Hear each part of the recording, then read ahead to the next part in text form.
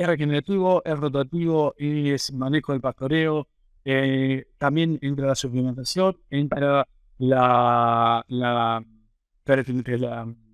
desde el control de malezas, el control de hormigas, es decir, hay muchísimas prácticas que uno tiene que hacer y a su vez terminando la cuenta bancaria y la parte comercial, es decir, es en todo para que una empresa sea sustentable.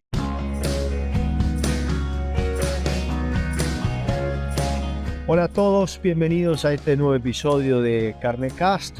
Hoy tenemos a Luciano Guariñelo como invitado, como entrevistado. Siempre hago una pequeña reseña de mi relación personal, por ahí si la tengo con el entrevistado, y Luciano no es una excepción. Nos conocemos hace varios años y hemos trabajado juntos en diversos emprendimientos y demás. Y me resulta una persona muy interesante porque conjuga, también de una profesión, digamos, y un background que él no va a explicar, pero conjuga trabajos en diferentes países, en diferentes realidades, por ende, y eso siempre tiene un valor agregado a la hora de poder transferir algo de esa experiencia. Entonces, Luciano, junto con darte la bienvenida al podcast de Carnecast, aprovecho para consultarte sobre tu formación, cuál es tu profesión de origen, cuál es tu rol actual y bueno, cómo llegaste hasta ahí, de cortito nomás, y ya empezamos. Bueno, ¿qué tal, Darío? ¿Cómo andás? Buenas tardes. Muchas gracias por la invitación, Darío, y al equipo de Carnecast. Realmente un placer enorme participar acá. Sí, como bien decía, nos conocemos hace unos cuantos años, creo que fue en 2006, 2007, por ahí, Corrientes, la primera vez que nos empezamos a cruzar y siempre seguimos contactados. De origen, bueno, yo soy médico veterinario, egresado de la Universidad Nacional de Rosario. En aquella época, digamos, cuando empecé, hice varios cursos en nutrición, en formación de gestión de empresa agropecuaria, lo cual me fue llevando en los primeros años de mi carrera a ser gerente de campo, luego administración, en instancias en Corrientes, norte de Santa Fe, Chaco Santafesino. Eso me hizo andar, de hecho, en el terreno, digamos, no solo en la manga, sino en mirando el todo de una empresa. Rápidamente, digamos, llegando al 2014, se generó una oportunidad personal en donde me ofrecieron y me invitaron a ser asesor CREA en Paraguay, en un CREA que se estaba formando, y desde ese momento que salté, digamos, del lado del asesorado al asesor y me fui formando un poco, creo, del caballo. No hubo tanta academia ahí, pero, pero sí, bueno, el CREA SAMU, el cual asesoran desde el 2014, es un grupo que, bueno, Darío también vos lo conoces bien, hemos compartido intercambios con algunos de los libros del grupo y de hecho, bueno, ahora estamos planeando ideas que filtro para los próximos días, en donde se viene trabajando muchísimo en todo el modelo pastoril en el Chaco paraguayo. Es un grupo que ha generado enormes saltos productivos y hoy en día, digamos, tenemos campos sin detenta, tanto en crías como en recrías pastoriles, con muy interesantes modelos. A eso justamente te iba a llevar. ¿Cuáles son hoy día en tu actividad profesional como asesor de un grupo que, como bien decís, yo conozco a algunos de esos productores que impresionan por el nivel de gestión de información que tienen y cómo la transforman en decisiones, ¿no? ¿Cuáles son, si vos pudieras, si hubiera la posibilidad de jerarquizar, los 2 o 3 temas más interesantes o más que más tiempo le están ocupando hoy al grupo? Y acá medio que abro el juego, digamos, desde lo que es el aspecto productivo, lo que son las otras variables y los otros impactos que puede tener tanto la agricultura como la ganadería, pueden ser ambientales, pueden ser sociales, etcétera. ¿Cómo podría jerarquizar los 2 o 3 temas más importantes de los que están ocupando ustedes? Sí, mira, digamos, en orden de aparición, digamos, hemos trabajado muchísimo en el grifo de pastoreo y en las suplementaciones, en mejorar los niveles de cría, en el campo de cría que no bajan del 95% de preñez en los últimos 5 años, a poner más bajas. Bueno, todo eso se fue haciendo. Lo que sí ocurrió es que desde el 2015, 16, por ahí arrancamos hasta el 2021, vimos un trabajo bastante importante para el grupo que fue evaluar todo el modelo de sostenibilidad del sistema. Eh, Eso se hizo a través de un convenio que crea Paraguay con una fundación, financió, pero en definitiva eh, evaluamos buenas prácticas ganaderas, las cuales las escribimos, hacemos un manual al respecto, y evaluamos carbono en el suelo, en el entorno de los establecimientos, para ver cambios a través del tiempo. Eh, Hoy por hoy el grupo está muy fortalecido en esa temática y no deja de mirar, por supuesto, el negocio. eh, Siempre se está mirando eso. Y desde lo personal, digamos, un punto de inflexión en 2018, en donde junto con el otro asesor de CREA Paraguay, Enrique Callizo, que es un colega acá en el Pau, que también era asesor en ese momento de un CREA del Chaco paraguayo, compartíamos muchas horas de viajes y empezamos a ver cada vez más miles de hectáreas degradadas, no solo en los campos que uno atendía, sino mundial en rutas, y cómo se estaba trastocando y cambiando el ambiente productivo por alguna causa que hasta ese momento no conocíamos tanto. Eso fue el puntapié inicial que nos llevó a ir focalizando en esa búsqueda. Y hoy, o no hoy, ya hace unos años, vemos que esas buenas prácticas que al final terminamos escribiendo son las que tienen que evaluar de cómo recuperan el campo. Eso se dio principalmente por enmalecimientos, por mal manejo, por sobrepastoreo, por falta de asesoramiento en muchos casos, seguramente. Pero hoy en día se ve que hay una tendencia a poder hacerlo y a poder recuperar eh, ese tipo de ambiente. Yo, justamente por eso que vos decías, mientras vos lo comentabas, me surgían varios comentarios, pero más que comentarios, preguntas específicas, si querés. Cuando ustedes empezaron con esto, está bien que venía con un financiamiento de una fundación, que como que venían en carrera, pero ¿qué le decían los otros grupos, CREA, o qué te decían a vos, asesores, colegas tuyos, con respecto a eso? ¿Lo vieron como, o sea, con algo de incredulidad? ¿Lo vieron como, che, qué novedoso, vamos para adelante y vamos a masificar esto o a extrapolarlo a otras situaciones? ¿O fuiste, como fue, creo que fue la primera opción, fueron recibidos con cierta incredulidad por parte del resto de asesores? No, mira, dentro de la asociación del Grupo CREA en el Paraguay, fue bien recibido porque fue una acción de la asociación. Pero sí, por ahí la incredulidad existía fuera del CREA, ¿no? La gente que estaba un poquito fuera del círculo íntimo de uno, es como que decía, ¿qué es esto? No se estaba viendo tanto el tema por ese lado. Recién en 2020, 2021, cuando hicimos presentaciones y mostramos los papers, evaluaciones del suelo y cómo se habían mejorado, y lo que hay que tener en cuenta acá, que el mejoramiento del suelo per se, si uno tiene libre carbono y todo eso, está buenísimo. Hoy existen programas que son rentables desde el punto de vista para poder certificar eso, pero lo importante acá es que uno está generando pasto y está generando energía orgánica, por eso es que el generar pasto es principalmente una mejora del sistema productivo. Si nuestro principal objetivo sigue siendo ganadero, lo que pasa es que al evaluarlo y poder certificarlo, tener también una certificación ambiental. Una cosa va de la mano con la otra. No hay que dejar de mirar el todo acá.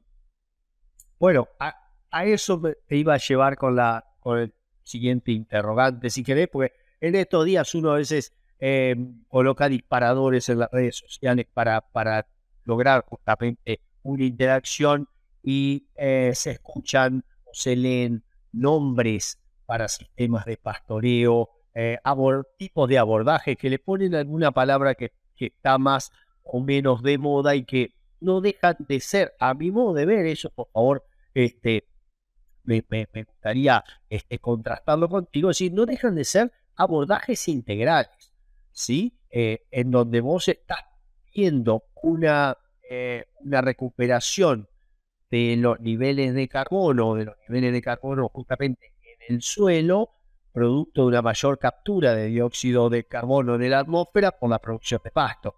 Y eso es lo que últimamente puede llamarse como regenerativo, que es una palabra justamente que uno lee habitualmente. Pero en realidad, y vos sos veterinario de origen, en realidad lo que uno estuvo haciendo fue creando las condiciones, siguiendo premisas biológicas y fisiológicas de los pastos y de los manejos de los potreros, para que esa captura de dióxido de carbono por parte de las plantas y mayor producción de vegetal se llevara a cabo. ¿Cómo fue para vos, siendo veterinario de origen, ese cambio hacia meterte en el carbono del suelo? ¿Cómo viviste esa experiencia, ese proceso? Y sí, bueno, lo que vos decís respecto de las palabras o denominaciones que por ahí se le dan a uno u otro manejo, creo que no dejan de ser cuestiones de moda, además. Yo no me quiero encasillar en ninguna de esas, porque no deja de ser, es decir, es regenerativo, es rotativo, y es manejo del pastoreo, también entra la suplementación, entra la, desde el control de malezas, el control de hormigas, es decir, hay muchísimas prácticas que uno tiene que hacer y a su vez terminando la cuenta bancaria y la parte comercial. Es decir, es el todo para que una empresa sea sustentable y no es solamente el cuentito, no quiero poner como algo mínimo, pero de decir agua en la rotación. De última, el francés Guassin escribió hace 60 años y más o menos se le cambian algunas cosas, pero en definitiva lo que hay que hacer es tratar de mantener la cobertura, la infiltración de agua en el suelo, generar raíces, y eso te va a dar pasto primero y después te va a dar carbono. Este, Ajá. Está claro, en todo esto, me parece que uno no puede ser fundamentalista de ninguna cuestión, y que es difícil, ya a veces, eso lo discutíamos con encargados generales de campos grandes, es difícil por ahí encontrar ya sea asesores o técnicos que tengan un abordaje sistémico, que tengan una eh, visión que pueda involucrar esto que vos bien decís, o sea, poder eh, pensar en la sostenibilidad ambiental, pero al mismo tiempo hay una sostenibilidad que es la económica, que las empresas no pueden dejar de lado, salvo que sean fundaciones u organizaciones sin fines de lucro, donde claramente no es ese digamos, ganar plata no es el leitmotiv o lo que va a generar la sostenibilidad y supervivencia sobre todo de la empresa, ¿no? Pero está bueno este punto que mencionás, es decir, quizás el mensaje podría ser no encasillarse, sí seguir premisas biológicas, tratar de cubrir el suelo. Y eso, hace un ratito, cuando miraba los puntos que tenía para esta conversación, me lleva a una pregunta por ahí puntual. ¿Ustedes ven que cualquier campo es recuperable o que cualquier campo tiene condiciones para ser productivo, o cómo ha sido la experiencia en los distintos campos y regiones dentro de tu CREA? Si querés explícame, pero tu CREA tiene campos bastante distanciados entre uno y otro, ¿no? sí, te decía, la respuesta es sí, todos los campos son recuperables. Como te decía anteriormente, además hay campos más de clima seco con algunas prácticas, de clima húmedo con otras prácticas, pero en definitiva, y todos depende, ¿no? Depende de eso, del ambiente, y el tipo de práctica a llevar a cabo. Para la zona semiárida seca, bastante importante hoy en día, a partir de los cambios climáticos que se vieron entre el 2018 y 2019, altísima presencia de hormigas, lo cual nos condiciona mucho el crecimiento del pasto. Entonces, control de hormigas, control de malezas leñosas, control de herbáceas. Ese es el pim pam pum ahí de arranque. Después, manejo del pastoreo, el relevamiento de la información para llevar, para tener de esos voces conscientes en nuestro grupo, de llegar mucho de información para no cometer los mismos errores, analizar, tener datos para hacer información. Es decir, esas son las prácticas que llevamos a cabo.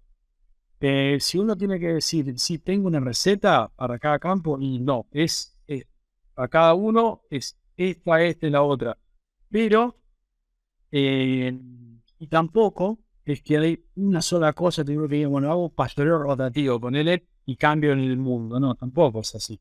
Cada campo va a tener su recetario a medida. Y probablemente una jerarquización diferencial de cada una de las medidas, o el impacto diferencial de cada medida, ¿no?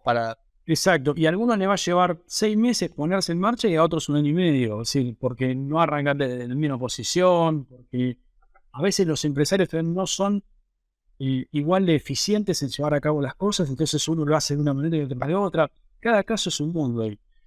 Para la zona del Chaco húmedo hay mucho que ver con la implementación de culturas, a veces hay que cambiar el tapiz, que son los que nos llevan más tiempo. También hay invasión de hormigas, entonces las prácticas a veces se cruzan un poco, pero ya las pasturas son distintas.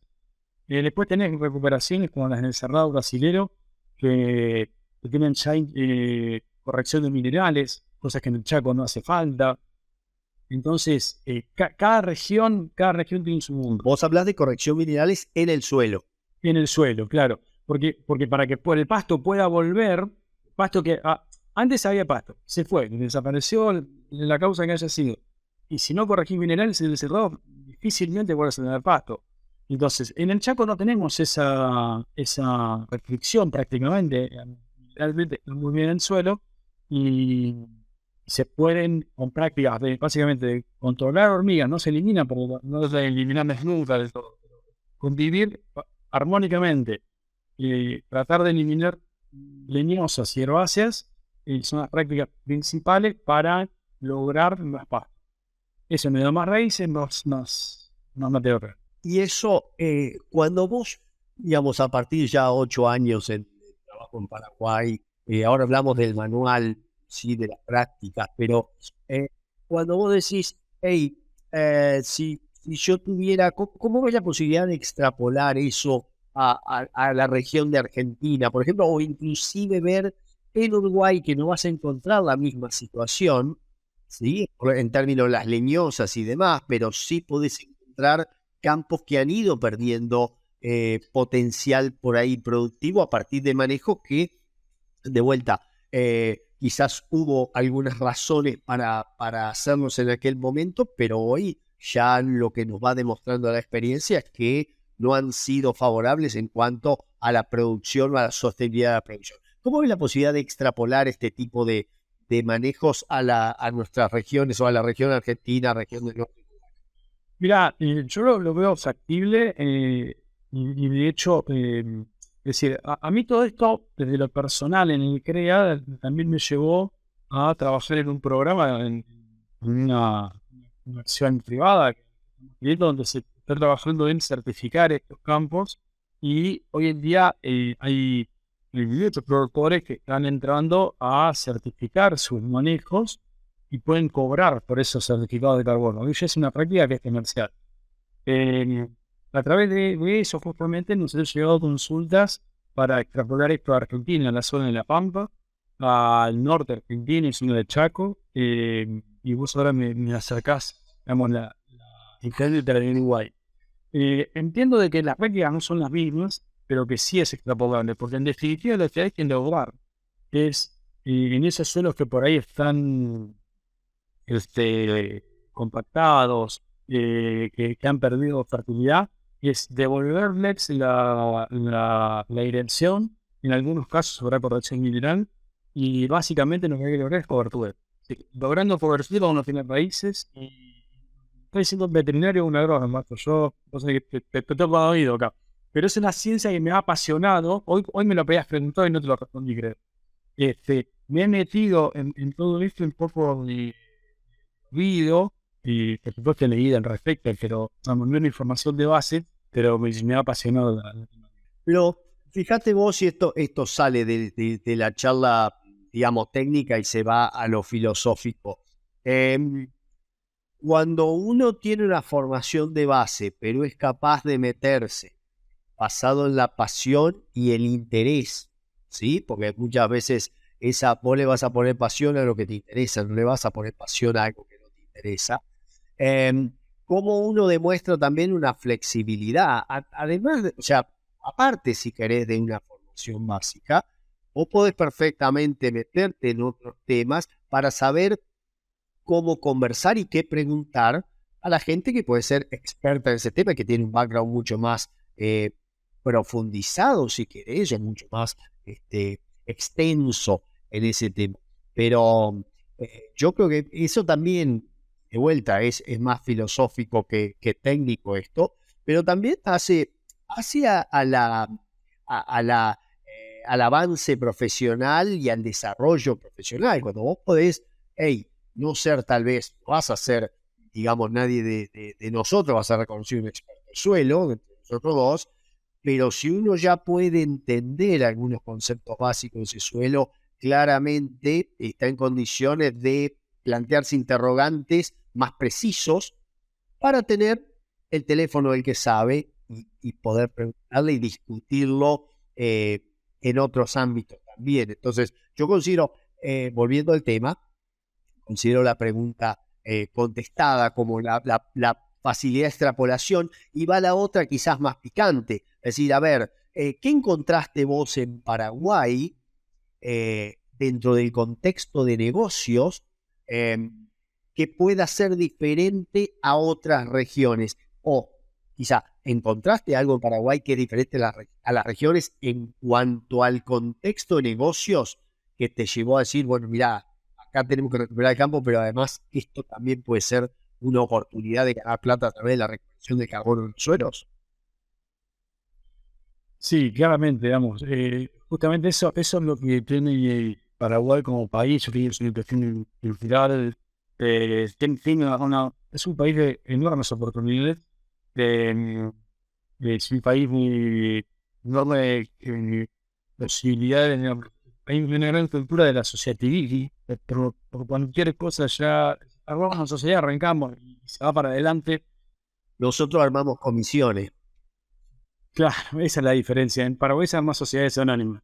Eh, es un país con estabilidad fiscal y económica. Hace más de 15 años que no tienen una inflación de 3-4%. Este año la inflación mundial se fue 9%, pero es altísima.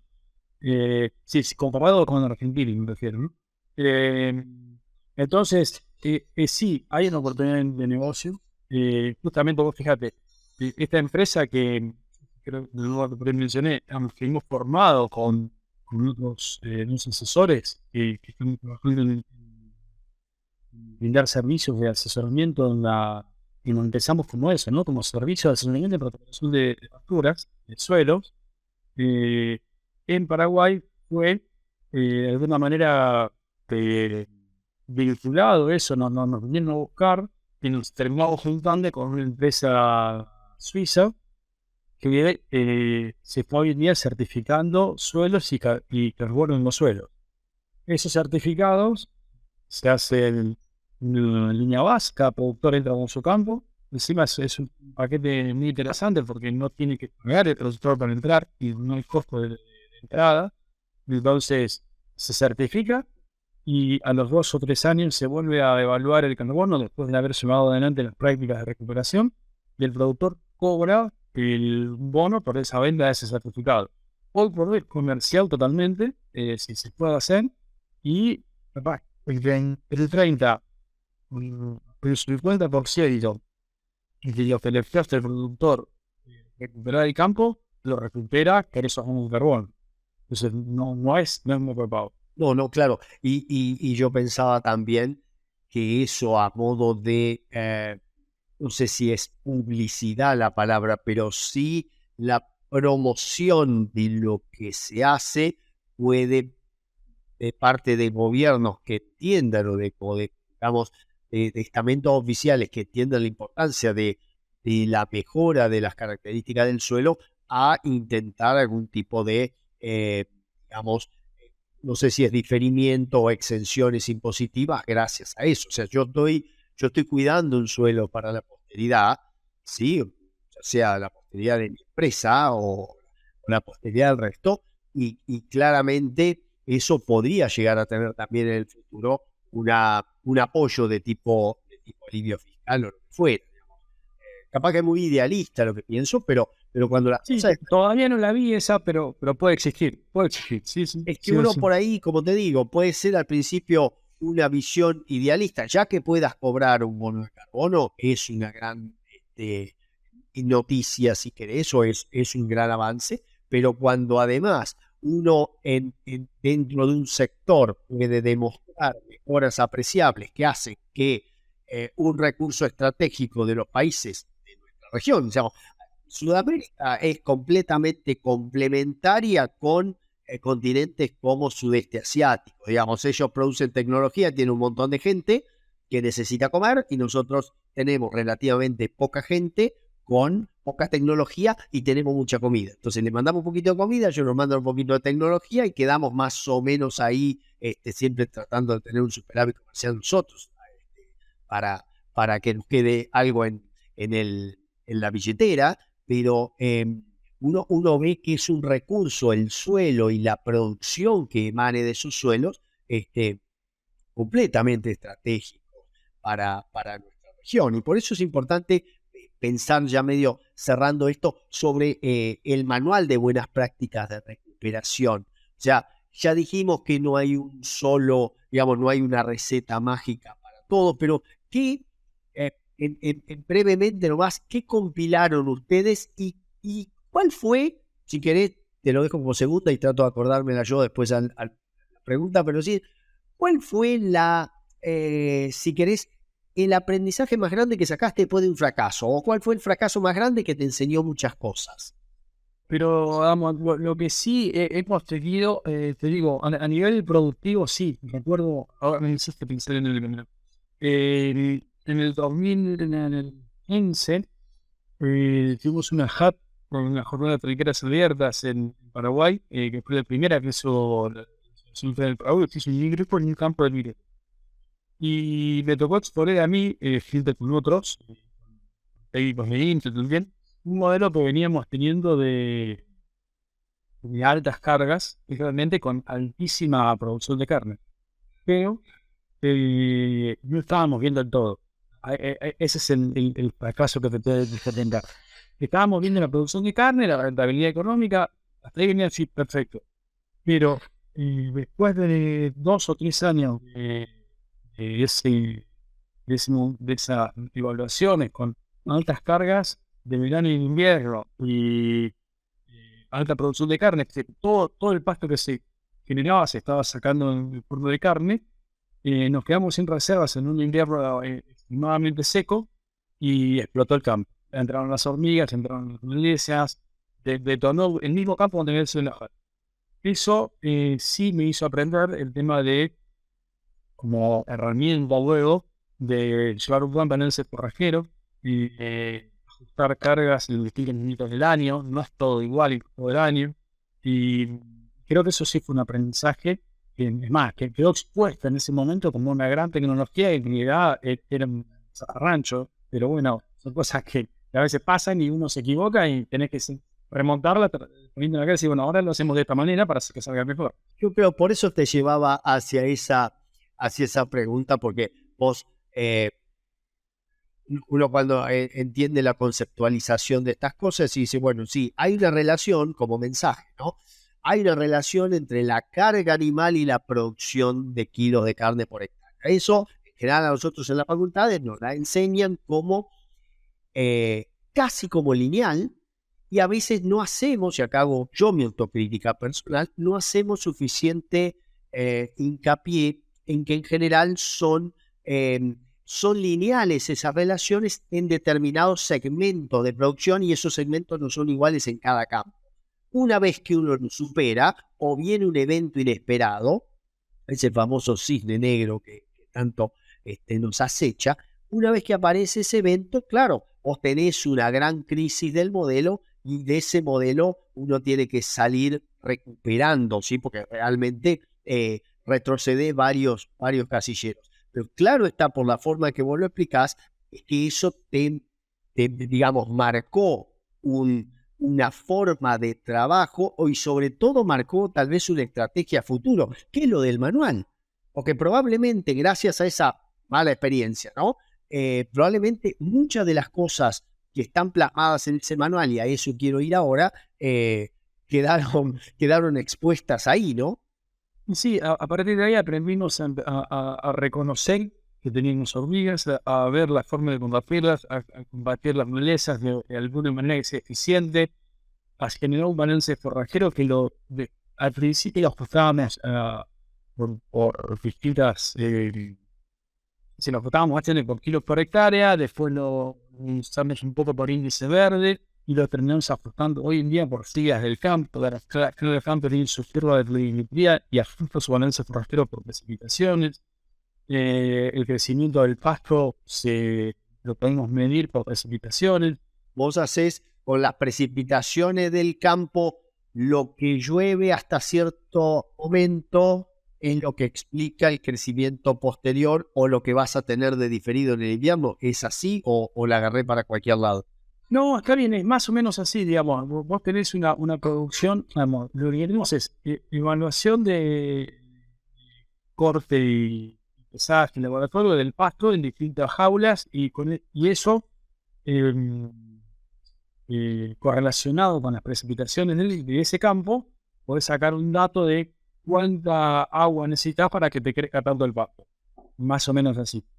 Entonces, por cada milímetro son kilos de materia seca, en definitiva, y cuando va lloviendo, a medida que va lloviendo, vos vas ajustando tu balance forrajero. Donde se te empieza a cortar la lluvia, ¿viste? Como es el clima monzónico, tiene una temporada de 6 meses de lluvia y 6 meses de seca. Y no es lo mismo que llueva al inicio de la temporada que llueva al final. Claro, Eso, la eficiencia va a entonces te va ajustando, yo con 5 o 6 meses de anticipación, por decir, más o menos teniendo el life en la mano de cómo va a ser tu pasto dentro de 5 o 6 meses y ajustás carga antes de que te explote el problema. Es muy gráfico esa forma, digamos, uno va teniendo un as en la manga o por lo menos se anticipa la siguiente jugada, ¿sí? No necesita saber cuánto llovió total para saber cuánto más tiene, sino por lo menos con lo que va lloviendo y cuándo va lloviendo, uno va evaluando ese punto. Yo la verdad que me quedaría un rato mucho más largo conversando contigo, Lucina. No lo vamos a tener nosotros en persona también en breve eso, pero como conclusión y mensaje, me gustaría que vos te proyectaras a un profesional de hace, digamos, con 20 años menos de edad, ¿sí? 15, ponele, pues sos muy joven, pero en esa edad, o sea, ¿qué consejo hoy le estarías dando a un profesional de tu profesión original como es el veterinario? Y si te animás a meterte en el terreno hostil, podemos pensar en qué consejo le darías también a alguien que se está recibiendo como agrónomo y que dice, mirando este podcast por ahí, hey, me interesaría hacer lo que hace este. Mira, yo en este caso, un poco, hace unos 5 años, o 6, que una vez por año me llaman de la Facultad de Casilla, que es lo que yo no recibí, y les doy una charla en la cátedra de producción de carne, de cierre de año, donde doy sistemas ganaderos en otras regiones que son externas a la región donde está la facultad en cerca de Rosario.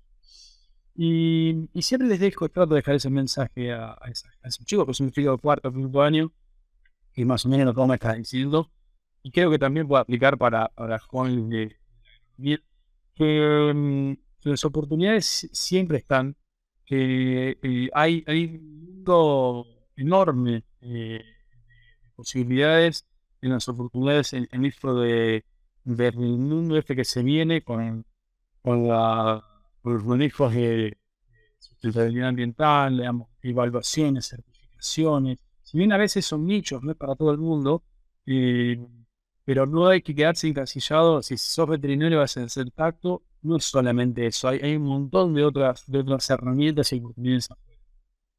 El Paraguay es una gran oportunidad, no quedan dudas de eso. Y de hecho, por ejemplo, otra cosa que estamos haciendo es anticipar carne, carne y carbono neutro. Estamos en 2 programas de desinfección de carne y carbono neutro. Es decir, hay posibilidades que salen más allá de lo que te decía la materia de la facu. Ampliar la mente, saber que probablemente tu límite hoy es el planeta Tierra porque no sabemos dónde vas a vivir. Eso me parece que es importante o interesante para gente que esté por ahí mirando esto y diga, bueno, pero ¿cuál es mi camino? ¿Cuál es mi salida? O sea, yo creo que hoy la dimensión ambiental asociado a lo productivo que genera entonces la sostenibilidad, si querés, de la producción a lo largo de los años, sin dejar de ganar plata en el proceso, porque esto es un negocio, al fin y al cabo, la ganadería. Yo creo que esa interrelación entre la parte ambiental y la parte productiva le está generando mucho espacio a nuevos profesionales, y ahí es donde también me parece que los quienes se están graduando de estos años de las universidades, y por ahí mira que la salida es otros continentes u otras profesiones, aparte de las que ellos han estudiado, u otros oficios, creo que ahí también uno puede poner un granito de arena en cuanto a la generación del interés, ¿sí? Y ahí eso que haces vos con los chicos de Casilda todos los años me parece que es muy valioso. Es mostrarles otras realidades, mostrarles que hay salida en un montón de lados, y en términos profesionales a mí me resulta también muy reconfortante. Así que te dejo para que cierres esto, Luciano, agradeciéndote tu tiempo, agradeciéndote la generosidad y todo lo que además de este tiempo, generosidad durante este tiempo, nos diste para el podcast de Cartecast. Bueno, no, yo la verdad enormemente agradecido con vos y con el equipo de Carnecast, porque me dio un muy grato momento esto de poder conversar de estas cosas y haciendo con vos, Darío. Como mensaje final, digamos, creo que siempre es importante que hay que pensar que se puede innovar, se puede marcar la diferencia desde otros puntos. No hay que quedarse en el planeta nuevo arranque. Y hay que empezar a usar de la caja. ¿Sí? Y aparte también, hoy vas a hacer un negocio, eso no es solamente, no es solo ambiental o no es que uno se transforme en un ONG por hacer estas cosas. Y es un negocio y es comercial, donde se puede vivir de eso. Seguro. Y hay una dimensión que por ahí no tocamos, y esto nos lleva tiempo, pero hay una dimensión social de ayudar también al arraigo de la gente en el campo, que particularmente en Argentina lo tenemos como un problema, si querés, y que tiene que ver que sí tenemos un mejor ambiente de trabajo. Y cuando digo ambiente, digo todo, digamos, lo que es edilicio, caminos y todo. Hay muchos servicios que se van a ir acercando en la medida que vos tengas un mejor negocio para ofrecer. Claro. Yo certifico el campo para por su recuperación, certifico el producto carne que está saliendo de ese campo y hago mucho más atractivo el lugar por ahí para que la gente se sienta más a gusto del campo. Eso le da un rol social a la ganadería, particularmente la agricultura también lo tiene claramente, pero esto se llama Cartecast, y la realidad es que le da un rol social que es bien importante, y en donde la ganadería claramente lleva la de ganar.